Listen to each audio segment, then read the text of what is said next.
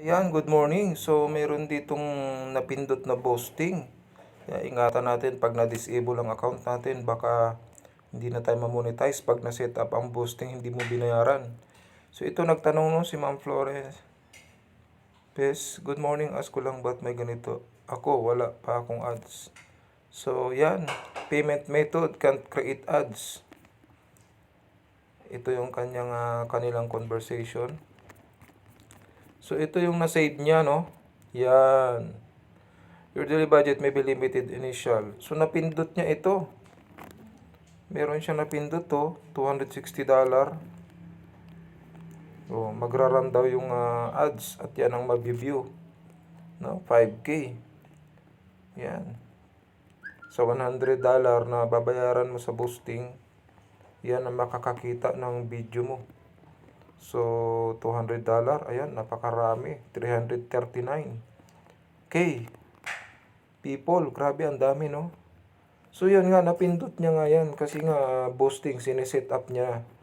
O, yan, o. Sabi ko, napindot niya yan, ma'am. So, ito na. Disable daw. Ibig sabihin na hindi na bayaran. So, yan. Makikipag-usap ka sa WhatsApp messages. So, sabi ko, no?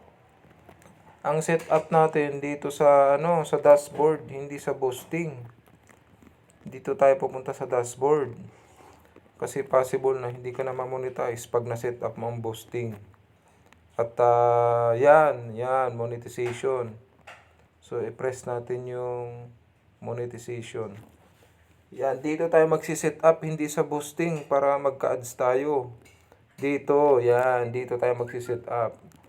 So, yung boosting na yon, babayaran mo yon para magka-ads. Ito naman, magkaka-ads yung video mo at ikaw ang babayaran ni Facebook. Kaya, yon delikado. Huwag nating pindutin kung ano-ano mga nasa labas ng dashboard. Dito lang tayo mag-set up sa ating dashboard, wag doon sa boosting. O, paki-share yung ating video para hindi po ma-demonetize ang iba. Kasi pag hindi mo nabayaran yun na set up, magkakaproblema ka, hindi ka na ma-monetize kasi may utang ka kay Facebook. So, hindi na ma-monetize tong mga tools mo dito sa dashboard. Okay, God bless you all. Salamat sa inyong suporta.